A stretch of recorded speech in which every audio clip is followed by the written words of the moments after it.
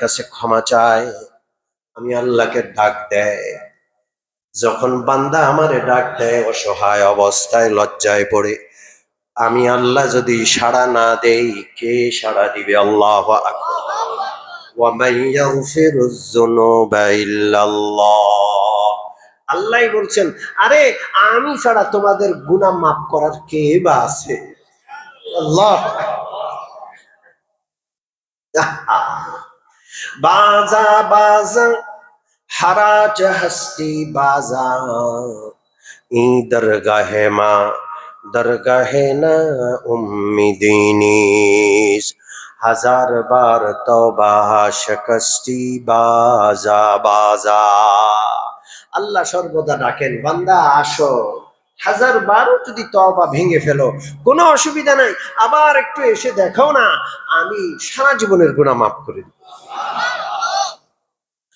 আল্লাহ রাব্বুল আলামিন বলেন, ওই বান্দা যখন চাদর মুড়ি দিয়ে আমি আল্লাহর কাছে তওবা করলো, আমি আল্লাহকে আল্লাহ বলে ডাক দিল, আমি লজ্জিত হয়ে গেলাম, তার জীবনের সব গুনাহ মাফ করে দিলাম। যত গুনাহ ছিল সব গুনাহ পরিমাণ সওয়াব তার আমলনামায় দান করলাম। সে গুনাহগার ব্যক্তি আমার ওলিতে পরিণত হয়ে যায়। তওবার পর বান্দা কার ওলি হয়ে যায়? জোরে বলে না। ওই আমার ওলির উসিলায় আমি আবার বৃষ্টি দান করলাম। তওবা করবো ইনশাআল্লাহ। আমাদের বাবা আদম আমাদেরকে তওবা শিখাইছেন। কি শিখিয়েছেন? জোরে বলেন। আমরা তওবাকারীর সন্তান, অহংকারীর সন্তান না। অহংকারী হইল শয়তান। অহংকারী কে? আমরা তওবাকারীর সন্তান, তওবা করব ইনশাআল্লাহ। এক নম্বর, আল্লাহর কাছে আশ্রয় চাইবো, আল্লাহ শয়তান থেকে আশ্রয় দেন, ফিতনা থেকে পানাহ দেন, সবসময় আল্লাহর কাছে আশ্রয় চাইবো। দুই নম্বর, ইস্তেগফারও করতে থাকবো, আল্লাহ ইচ্ছায় অনিচ্ছায় রাতে দিনে ছোট বড় প্রকাশ্যে অপ্রকাশ্যে কত গুনাহ করেছি, আল্লাহ আমি মাপ চাই। তওবা করতে পারবো? জোরে বলেন, পারবো? আমি তো বলবো সকালে বিকালে দুইবার আমরা তওবা করবো। কয়বার? জোরে বলেন, কয়বার? দিন শুরু করতে আল্লাহর কাছে আশ্রয় চাইবো, আল্লাহ আজকের দিনটা যেন আমি কোনো নাফরমানি না করি, শয়তান থেকে আপনি আমাকে আশ্রয় দিয়েন। আয় আল্লাহ, গতকালের জন্য তওবা করলাম। দিন যখন শেষ হবে বিকেল বেলায় সন্ধ্যা বেলায়, অন্তত পক্ষে রাত্রে শোয়ার সময় বিছানায় যখন বালিশে মাথা রাখবো, এর আগ মুহূর্তে বসে কিবলামুখী হইয়া দুই হাত তুলে একটু তওবা করবো, আল্লাহ সারাদিন বুঝে না বুঝে কত গুনাহ করেছি, জানি না এই শোয়া জীবনের শেষ শোয়া হয় কিনা। এই أنفسنا وإن لم تغفر لنا وترحمنا لنكونن من الخاسرين. وقال النبي صلى الله عليه وسلم: يا أيها الناس توبوا إلى الله فإني أتوب إليه في اليوم 100 مرة، أو كما قال عليه الصلاة والسلام. سبحانك لا علم لنا إلا ما علمتنا إنك أنت العليم الحكيم. رب اشرح لي صدري ويسر لي أمري واحلل عقدة من لساني يفقه قولي. اللهم صل وسلم وبارك عليه. সম্মানিত মুসল্লিয়ানে কেরাম, আউযু বিল্লাহি মিনাশ শাইতানির রাজীম সম্পর্কে আলোচনা চলছে। আল্লাহ তাআলার কাছে দুষ্ট শয়তানের চক্রান্ত থেকে আশ্রয় চাওয়ার নির্দেশ আল্লাহ দিয়েছেন। কারণ শয়তান থেকে আমরা চাইলেও বাঁচতে পারি না যদি আল্লাহ তাআলা আমাদেরকে না বাঁচান। যেই দুশমন, যেই শত্রু দেখা যায় তার অনিষ্ট থেকে আমরা বাঁচতে পারি, কিন্তু যেই শয়তান আমাদের দুশমন তাকে আমরা দেখি না, সে কখন আমাদের কুমন্ত্রণা দেয়, কোন সময়টা সে প্রতারণার ফাঁদ পাতে আমরা বুঝতে পারি না। আমাদের আল্লাহ যদি আমাদেরকে না বাঁচান, বাঁচার কোনো উপায় নাই। এই জন্য আল্লাহর কাছে আমাদেরকে আল্লাহ তাআলাই আশ্রয় চাইতে বলেছেন। আমরা আল্লাহর কাছে আশ্রয় চাই। পবিত্র কোরআনে আল্লাহ তাআলা শয়তানের আমাদের সাথে শত্রুতাটা কত দীর্ঘ সময়ে, কত যুগ যুগ ধরে, কত শতাব্দী আর সহস্রাব্দী ধরে এই শত্রুতা চলছে, চলবে, সেটা আল্লাহ বলে দিয়েছেন। শয়তান আদিকাল থেকে, মানুষের জন্ম লগ্ন থেকে, হযরত আদম আলাইহিস সালামের সৃষ্টির শুরু লগ্ন থেকে আমাদের সাথে শত্রুতা শুরু করেছে।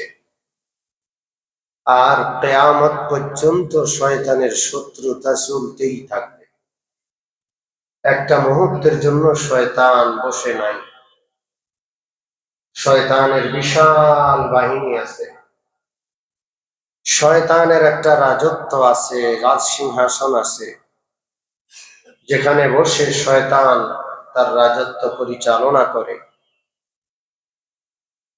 শয়তান, শয়তানের রাজত্ব, শয়তানের চেলা চামুন্ড, লস্কর, সৈন্য সামন্ত সব কিছু মানুষকে জান্নাতের পথ থেকে বিচ্যুত করার জন্য নিয়োজিত আছে। এমত অবস্থায় আমাদেরকে বাঁচান কে? শয়তান আমাদের দ্বারা গুনাহ করায়া ফেলে, ইচ্ছায় অনিচ্ছায় হয়েই যায়, কিন্তু সেটার আবার প্রতিকারের ব্যবস্থা কে দিয়েছেন? আল্লাহ। আমাদের বাবা হযরত আদম আলাইহিস সালামের মাধ্যমেও শয়তান একটা গুনাহ করিয়ে ফেলেছে, আল্লাহর হুকুম লঙ্ঘন হয়ে গিয়েছিল। সাথে সাথে আল্লাহ তাআলা তাকে প্রতিকার শিখিয়ে দিয়েছেন। গুনাহের প্রতিকার হলো তওবা ইস্তেগফার। গুনাহের প্রতিকার কি? তওবা ইস্তেগফার। যে ব্যক্তি গুনাহের পরে তওবা করে, তার গুনাহটা আল্লাহ তাআলা মুছে দেন, গুনাহ আল্লাহ মাফ করে দেন। এমনটা হয় না যে বান্দা তওবা করে, তওবার হক আদায় করে, আর আল্লাহ তাকে মাফ করবেন না, এমনটা হয় না। وَإِنِّي لَغَفَّارٌ لِمَن تَابَ وَآمَنَ وَعَمِلَ صَالِحًا ثُمَّ اهْتَدَى। আল্লাহ বলেন, ইন্নী লাগফারুন, নিশ্চয় আমি অবশ্যই ক্ষমাশীল, লিমান তাবা, ওই ব্যক্তির জন্য যে আমার কাছে তওবা করবে, অবশ্যই অবশ্যই আমি তাকে ক্ষমা করেই। এই জন্য তওবা ইস্তেগফার শিখতে হবে। প্রথম কাজ হলো আল্লাহর কাছে শয়তানের চক্রান্ত থেকে আশ্রয় চাইতে থাকা সবসময়। দ্বিতীয় কাজ হলো তওবা ইস্তেগফার করতে থাকা। কি করতে থাকা? জোরে বলেন। শুরু থেকে আল্লাহর কাছে আশ্রয় চাইতে থাকবো, আর শেষে গিয়ে আল্লাহর কাছে কি করতে থাকবো? তওবাও করতে থাকবো। আল্লাহ রাসূল বলেন, ইয়া আইয়ুহান নাস, মুসলিম শরীফের হাদিস, বিশ্ব নবী বলেন, ও মানুষেরা, তুবু ইলাল্লাহ, আল্লাহর কাছে তওবা করতেই থাকো। ফাইন্নী আতুবু ইলাইহি ফিল ইয়াউমি, আমি বিশ্ব নবী প্রতিদিন আল্লাহর কাছে তওবা করি মিআতা মাররা, কমপক্ষে 100 বার। নবী নিষ্পাপ, নবীর কোন পাপ আছে? জোরে বলেন। একেবারে নিষ্পাপ। আল্লাহ রাব্বুল আলামিন বিশ্ব নবীর সমস্ত আগের পরের গুনাহ অগ্রিম ক্ষমা করে দেওয়ার ঘোষণা করেছেন। লিয়াগফিরা লাকাল্লাহু মা তাকদ্দামা মিন যামবিকা ওয়া মা তাআখারা ওয়া লিয়ুতিম্মা নি'মাতাহু আলাইকা ওয়া ইয়াহদিয়াকা সিরাতাম মুস্তাকিমা। ওগো বিশ্ব নবী, আপনার আগের পিছের সব গুনাহ আমি আল্লাহ তাআলা অগ্রিম ক্ষমা করে দিলাম। আমি আল্লাহর যত নেয়ামত আছে সব নেয়ামত পরিপূর্ণভাবে আপনাকে দান করে দিলাম। হেদায়েতের যত পথ আছে আপনার সামনে উন্মুক্ত করে দিলাম। আল্লাহু আকবার। নবীর কোনো গুনাহ নাই, নবী নিষ্পাপ। সব কোন ভুল ভ্রান্তি যদি হয়েও যায়, আল্লাহ অগ্রিম ক্ষমার ঘোষণা করেছেন। এরপরও নবী 100 বার তওবা করে। নিষ্পাপ নবী যদি 100 বার তওবা করে, আমরা পাপীরা কত তওবা করা দরকার? আমাদের কত বেশি ইস্তেগফার করা দরকার? করব ইনশাআল্লাহ। হযরত আদম জান্নাত থেকে বহিষ্কৃত হয়েছেন, আল্লাহ বের করে দিয়েছেন জান্নাত থেকে। জান্নাতের পোশাকগুলো আল্লাহ খুলে রেখে দিয়েছেন, পৃথিবীতে পাঠায়া দিয়েছেন। জান্নাত ছিল কত সুখ আর শান্তির জায়গা। খাবার খাওয়া লাগে না, ক্ষুধা লাগে না, পিপাসা লাগে না, যা চাই সব জান্নাতে আছে। দুনিয়া হইল সবকিছু কামাই করে খাইতে হয়, কোনো কিছু এমনি এমনি আসে না। আসে এক লোকমা খাবার, একটু পানি, পানির বিল দিতে হয় কি হয় না? সরকার যদি পারে সামনে বাতাসের বিলও নিব, ঠিক কি ঠিক না? খালি পারে না বাতাসটা বন্দি করতে। আল্লাহ জানে, কখনো কোনো প্রযুক্তি আবিষ্কার কইরা সিটি কর্পোরেশন কর্তৃক অক্সিজেন নিয়ন্ত্রণ করে এরপরে অক্সিজেন সাপ্লাই করে প্রতি নিঃশ্বাসে নিঃশ্বাসে বিল নেয় কিনা আল্লাহ জানে। এই হলো দুনিয়ার সরকার। আর আমাদের আল্লাহ এমন এক সরকার, সব ফ্রি করে দিছেন। কিন্তু যেহেতু পরীক্ষার জায়গা, পেটের জন্য পরিশ্রম করতে হয়, পোশাকের জন্য পরিশ্রম করতে হয় নাকি? এই পোশাকটা গায়ে দিছেন, কিনা লাগে নাই? জোরে বলেন। এই যে রাত্রে গিয়া ঘুমাবেন, ঘুমানোর একটা জায়গার কত দাম! যারা ভাড়া থাকে জিজ্ঞেস করেন, কত কষ্ট, কত কষ্ট একটু ভাড়া দিতে। কলিজাটা ছিঁড়ে যায় মাসের শেষে ভাড়া দিতে। কামাইয়ের বড় একটা অংশ ভাড়ায় চলে যায়, কোনো কিছু ফ্রি আসে না। ওই ফ্রির জান্নাত থেকে আল্লাহ দুনিয়াতে পাঠাইয়া দিলেন হযরত আদমকে। শয়তানের চক্রান্তে, শয়তানের ফাঁদে পড়ে একটা গুনাহ করেছে, একটা গুনাহের পরিণতি কিয়ামত পর্যন্ত ভোগ করতে হবে। কিন্তু আল্লাহ তাআলা তওবার দরজা খুলে দিয়েছেন। আদম আলাইহিস সালাতু ওয়াস সালামের মধ্যে আল্লাহ তাআলা তওবার জন্য একটা দোয়া তার মনের ভিতরে দিয়ে দিয়েছেন। ওই দোয়াটা সবাই আমরা জানি, একটু পড়ি। রব্বানা যালামনা আনফুসানা ওয়া ইল্লাম তাগফির লানা ওয়া তারহামনা লানাকুনান্না মিনাল খাসিরিন। গুনাহ শয়তানে করাইছে, গুনাহের প্রতিকার, গুনাহের প্রতিকার তওবা শিখাইয়া দিছেন কে? আল্লাহ। হযরত আদম যখন তওবা করলেন, গুনাহ মাফ হয়ে গেল। সুম্মা জাতাবাহু রাব্বুহু ফাতাবা আলাইহি ওয়া হাদা। তওবা করার পর এত খুশি হইলেন, আল্লাহ প্রথমে নবুয়ত দান করে দিলেন। ইজতাবাহু, খুশি হইয়া ক্ষমার ঘোষণা দেওয়ার আগেই নবী বানায় দিলেন আগে। সুম্মা জাতাবাহু রাব্বুহু ফাতাবা আলাইহি, এরপরে আল্লাহ কইলেন যাও তোমারে মাফও করে দিলাম। প্রথমে খুশি হইয়া নবুয়ত দিলেন, এরপরে ক্ষমার ঘোষণা করলেন। সুম্মা তাদা, এরপরে হেদায়েতের পথ আল্লাহ দেখায়া দিলেন। সুবহানাল্লাহ। এই জন্য তওবা করবো ইনশাআল্লাহ। বড় দামি জিনিস তওবা। কোন বান্দা তওবা করবে আর তওবা কবুল হবে না, হতেই পারে না। কিতাবে আছে যদি বান্দা তওবা করে আল্লাহ রাব্বুল আলামিন তওবা কবুল করবেন, পাশাপাশি যত গুনাহ বান্দার আছে সব গুনাহ মাফ করে দিয়ে গুনার সমপরিমাণ নেকি আল্লাহ দান করে দিবেন।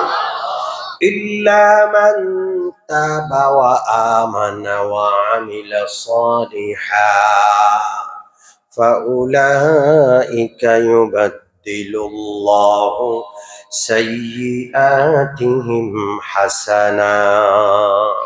যে ব্যক্তি তওবা করবে, ঈমান এবং নেক আমল আনবে, করবে, আল্লাহ তাআলা ইউবাদদিলুল্লাহু সাইয়্যাতিহিম হাসানাত, তার সমস্ত গুনাহের পরিবর্তে নেকি দিয়া তার আমলনামা ভরপুর করে দিবেন। কত বড় দয়ালু। একটা ঘটনা কিতাবে লেখে, বনি ইসরাইলের ঘটনা। বনি ইসরাইল, হযরত মূসা আলাইহিস সালাতু ওয়াস সালামের উম্মতকে বনি ইসরাইল বলা হয়। একবার দীর্ঘদিন যাবত হযরত মূসা আলাইহিস সালামের এলাকায় বনি ইসরাইলের বসতিতে বৃষ্টি হয় না, অনাবৃষ্টিতে খরায় অবস্থা খুব খারাপ। মানুষ পিপাসায় কষ্ট করে, পশু পাখিগুলো পানি পায় না, জমিনে ফল ফসল উৎপন্ন হওয়া বন্ধ হয়ে গেছে, জমিন ফেটে চৌচির হয়ে গেছে। সবাই সালাতুল ইস্তিসকা পড়ার জন্য ময়দানে একত্র হলো। হযরত মূসা আলাইহিস সালাতু ওয়াস সালামের ইমামতিতে সবাই ইস্তিসকার নামাজ পড়লো। দুই হাত তুলে হযরত মূসা আলাইহিস সালামের সাথে সমস্ত উম্মতি একসাথে ৭০,০০০ বনি ইসরাইল হযরত মূসার পিছনে দাঁড়াইয়া হাত তুলে তওবা করছে, কান্নাকাটি করছে, দোয়া করছে। বৃষ্টি তো দূরের কথা, আকাশে মেঘ তো দূরের কথা, আকাশের খরা রৌদ্র যেন আরো চেতে গেল, আরো উত্তপ্ত হয়ে গেল। মাঠের মধ্যে দাঁড়ায়া থাকা যেন আর সম্ভব না। যত দোয়া করে অত রোদের প্রখরতা আরো বাড়ে, কঠিন অবস্থা। আল্লাহ নবী মূসা আলাইহিস সালাম ছিলেন কালিমুল্লাহ। আল্লাহকে ডাক দিয়ে বললেন, আল্লাহ, মূসা কালিমুল্লাহ আপনার কাছে ৭০,০০০ উম্মতি নিয়ে দোয়া করে, এখনো যদি দোয়া কবুল না করেন কখন দোয়া কবুল হবে? তাইলে কিভাবে আর দোয়া করব? আল্লাহ বৃষ্টি তো দিতে হবে, আমরা নালে মরে যাব, পশু পক্ষীগুলো মরে যাচ্ছে। আল্লাহ রাব্বুল আলামিন ওহী পাঠালেন, মূসা, এই ৭০,০০০ লোকের মধ্যে একটা লোকের কারণে মাত্র দোয়া কবুল হচ্ছে না। কয়টা লোক? একটা লোকের কারণে দোয়া কবুল হচ্ছে না, আসমান থেকে বৃষ্টি আসছে না। কয়টা লোক? চিন্তা করেন, একটা লোকের কারণে গোটা বনি ইসরাইল বৃষ্টি থেকে বঞ্চিত, একটা লোকের কারণে খরা, একটা লোকের অন্যায়ের কারণে মূসা নবীর দোয়া আল্লাহ কবুল করছেন। এরকম একটা লোক আমরা আমাদের মধ্যে আমরা আছি না নাই? আমরা প্রত্যেকেই ওই লোক হইতে পারি। এই যে এত নিরাপত্তাহীনতা, এত আল্লাহর আযাব, এত অভাব, এত চুরি, এত চামারি, মসজিদের সামনে জুতাটা রাখে 1 মিনিট চোখের পলকে জুতা নিয়ে যায়। একটা আযাব। গোটা জাতি চোরের জাতি, জুতা পর্যন্ত চুরি হয়, কি নিকৃষ্ট বিষয়। এত নিচু মানের জাতি দুনিয়াতে আর নাই। আমরা এত নিচু জায়গায় পৌঁছে গেছি, জুতার মতো জিনিস মানুষ চুরি করে, মসজিদের মতো পবিত্র জায়গা। এটা একটা আযাব, এটা সামাজিক ব্যাধি। কোটিপতি চোর, হাজার হাজার কোটি টাকার মালিক, সেও চুরি করে। এটা এই জাতির উপর আল্লাহর আযাব। একটা টেবিল নাই যেই টেবিলে ঘুষ খায় না। গোটা দেশের আমলা, গোটা দেশের সরকারি কর্মকর্তা, সরকারি অফিস ঘুষ, প্রকাশ্যে ঘুষ খায়, কোনো গোপনীয়তা নাই।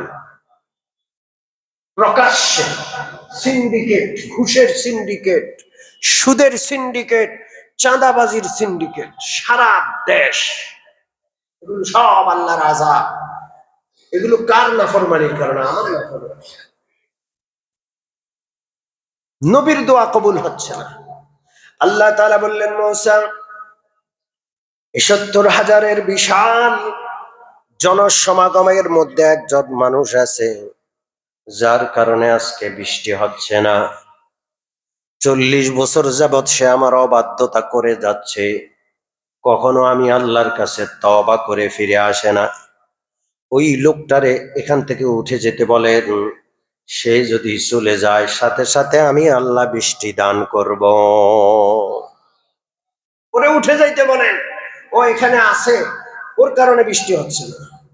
ঘোষণা করেন ও যেন ওখান থেকে বেরিয়ে যায়। আল্লাহ নবী মূসা আলাইহিস সালাম বললেন, ওগো আল্লাহ, ৭০,০০০-এর বিশাল বড় মজমা আমি ঘোষণা করলে মানুষ শুনবে কিনা? আল্লাহ তাআলা বলেন, আপনি ঘোষণা করুন, আমি আওয়াজ পৌঁছায় দিব। হযরত মূসা বুলন্দ আওয়াজে ঘোষণা করলেন, একটা লোক আসো, ৪০ বছর যাবৎ আল্লাহর সাথে তার অবাধ্যতার সম্পর্ক, তওবা নাই, আল্লাহর কাছে ফিরে আসো না। তোমার কারণে বৃষ্টি হচ্ছে না, ৭০,০০০ মানুষ কষ্টে আছে। উঠে যাও, বেরিয়ে যাও, এখানে বসে থাকবে না। এখন সবাই মুখ চাওয়াচাই করে, কে যে ৭০,০০০-এর সেই লোকটা, এটা সবাই মুখ চাওয়াচাই করে, কে উঠবে। সবাই চায় যে কে এখন উঠবে। ওই লোকটা বুঝে ফেলছে যে অপরাধে অপরাধী, ৪০ বছর যাবৎ আল্লাহ রাব্বুল আলামিনের সাথে অবাধ্যতা করে আসছে। সে মনে মনে চিন্তা করে, আল্লাহ, আমি যদি উঠে দাঁড়াই, এখান থেকে বের হই, ওটা বনি ইসরায়েলের ৭০,০০০ মানুষ আমারে চিনবে, আমি বড় লজ্জিত হয়ে যাব। আল্লাহ গো, আমি যদি বসে থাকি, ৭০,০০০ মানুষ কষ্ট পাবে, বৃষ্টি হবে না, খরায়, পানির পিপাসায়, ফল ফসলে কষ্ট পাবে। আল্লাহ গো, না বসে থাকতে পারি, না উঠে যাইতে পারি। উঠে গেলে স্মরণ, বসে থাকলে আমার কারণে ৭০,০০০ কষ্ট পাচ্ছে, আর আমাকে তো উঠে যেতে বলা হচ্ছে, আমার কি করা এখন? গায়ে চাদর ছিল, চাদরটা মুড়ি দিয়ে ফেলছে, মাথার উপর দিয়ে ফেলছে। চাদরের অন্ধকারের ভিতরে দুইটা হাত তুলে, দু চোখের পানি ছেড়ে দিয়ে আল্লাহ রাব্বুল আলামিনের দরবারে গোপনে ক্ষমা চাইলো। আল্লাহ, আপনি তো আমাকে জানেন। আল্লাহ গো, এই ৪০টা বছর আমার জীবনের গুনাহগুলো আপনি গোপন রেখেছেন। আজকে বুঝি আমার ৭০,০০০ মানুষের সামনে আপনি অপমান করবেন। আয় আল্লাহ, আমি উঠে দাঁড়াবো না, আমি অপমান হতে পারবো না, বসে থাইকে সবাইরে কষ্ট দিব না। আল্লাহ গো, আপনি আমাকে ক্ষমা করে দেন, আমি আর গুনাহ করব না। চাদর মুড়ি দিয়া চাদরের অন্ধকারের ভিতরে সে মনে মনে তওবা করছে, কেউ জানে না। মানুষজন অপেক্ষা করেছে, একটা লোক উঠে যাবে, তারপরে বৃষ্টি হবে, কিন্তু কেউ উঠলো না। আকাশের দিকে তাকায় দেখে চতুর্দিক থেকে মেঘখণ্ড এসে এই 70,000 যে ময়দানে বসা, সে ময়দানের উপর বিশাল বড় ছায়া তৈরি করে ফেলেছে। শীতল বায়ু প্রবাহিত হওয়া শুরু হলো এবং সাথে সাথে আসমান থেকে গড়মড় করে বৃষ্টি বর্ষণ শুরু হয়ে যায়। বৃষ্টি আর বৃষ্টি, মানুষজন ভিজছে, কেউ লড়ে না। সবাই চিন্তা করলো, আল্লাহ বুঝলাম না বিষয়।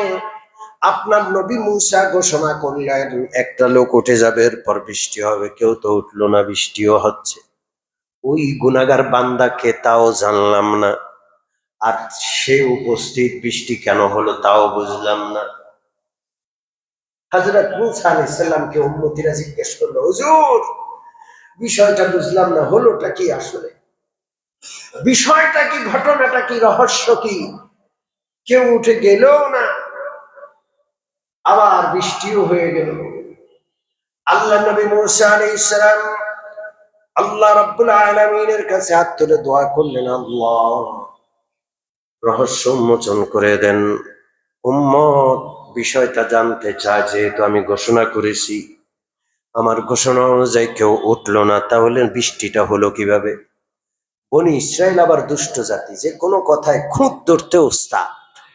কথা কি বুঝতে পারছেন? এমন দুষ্ট জাতি, এরা, এদের সময় সতর ছিল না। কি ছিল না? এরা সবাই উলঙ্গ হইয়া গোসল করত। কি হইয়া গোসল করত? জোরে বলেন। একসাথে উলঙ্গ হইয়া গোসল। সেই সময় ওই শরীয়তে সতর ছিল, কিন্তু শালীনতা ছিল। নবী তো শালীন। হযরত মূসা কখনো নগ্ন হন না, আলাদা গোসল করেন, কাপড় পরে গোসল করেন। এখন এত দুষ্ট জাতি এরা, এরা সবাই মিলে পরামর্শ করলো যে বিষয়টা কি, মূসার নিশ্চয়ই কোনো রোগ আছে। মূসার কি রোগ? সবাই বের করছে গবেষণা করে, নিশ্চয়ই এক শিরা রোগ আছে। কি রোগ? জোরে বলেন। এক শিরা রোগ আছে, নিশ্চয় অন্ডকোষ বড় হয়ে গেছে, এই জন্য ঢেকে ঢুকে গোসল করে, আমাদের সাথে আসে না। আল্লাহর নিয়ম হলো, নবীদেরকে আল্লাহ সব দোষ ত্রুটির ঊর্ধ্বে রাখেন। আল্লাহু আকবার, আল্লাহু আকবার। এটা কার নিয়ম? ফাবাররাহুল্লাহু মিম্মা ক্বালু। আল্লাহ ব্যবস্থা করলেন, উম্মত বুঝে গেল যে মূসার কোনো রোগ নাই, তিনি হলেন নবী।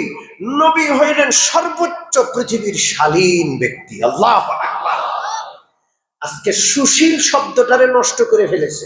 সুশীল সমাজ, যত সব দুষ্ট লোক, কুশীল, যারা ইমান বিক্রি করেছে, যারা নিজের রুচি বিক্রি করেছে, টাকার বিনিময়ে যারা পশ্চিমাদের, ইন্ডিয়ার গোলামি করে, ওই দুষ্টদের নামে সুশীল লাগিয়ে সুশীল শব্দটা নষ্ট করে ফেলেছে। পৃথিবীর সবচেয়ে বড় সুশীল হলেন নবী আলাইহিস সালাম। নবীদের পরে পৃথিবীর সবচাইতে বড় সুশীল হলেন উলামায়ে কেরাম। ঠিক কি ঠিক না? নবীর ওয়ারিস এরা হলেন সুশীল। হযরত মূসা আলাইহিস সালাম আল্লাহর কাছে দোয়া করলেন, আল্লাহ কথা যেহেতু একটা আমি বলে ফেলছি, অতএব জবাব দেওয়া লাগবে। আমি যে বললাম উঠে যাও একজন, কেউ উঠলো না, অথচ বৃষ্টি হলো, বিষয়টা কি? আল্লাহ রাব্বুল আলামিন ওহী পাঠালেন, মূসা যার কারণে বৃষ্টি দেওয়া বন্ধ করে দিয়েছিলাম, যার কারণে দোয়া কবুল হচ্ছিল না, আসমানের খরার তাপ উত্তরোত্তর বৃদ্ধি পাচ্ছিল, ওই লোকটারে আমি মাফ করে দিয়েছি। এবং ওই লোকটার কারণে, তার ওসিলায় আমি আল্লাহ এখন বৃষ্টি দান করলাম। এই লোকটাকে এখন আমি, সে যখন গুনাহগার ছিল তখন লজ্জিত করি নাই, এখন আমি ক্ষমা করে দিছি, এখন বুঝি আমি তারে চিহ্নিত করব, লজ্জিত করব। শুনে না, সেই 70,000-এর মধ্যেই অপরিচিত একজন, আমি তাকে চিনি। তোমরা যখন সবাই অপেক্ষা করছিল সে উঠবে, দাঁড়াবে, ওই লোকটা মস্ত বড় ঘৃণিত হিসাবে চিহ্নিত হবে। ওই লোকটা তখন চাদর মুড়ি দিয়া, আমি আল্লাহ ঘুম জীবনের শেষ ঘুম হয় কিনা আল্লাহ মাফ করে দিয়ে, কষ্ট পয়সা খরচ হবে, বিশাল পাওয়া হবে ইনশাআল্লাহ। কোটি টাকার চেয়েও দামি জিনিস পেয়ে যাবো যদি ক্ষমা পেয়ে যাই। এতটুকু করতে পারবো না? সকালে একটু ক্ষমা চাইবো, রাত্রে আল্লাহর কাছে একটু শোয়ার আগে ক্ষমা চাইবো, এশার নামাজের সময়, এশার নামাজের পরে অন্তত পক্ষে উজু করে শুইব, আর শোয়ার আগ মুহূর্তে একটু কি চাইবো?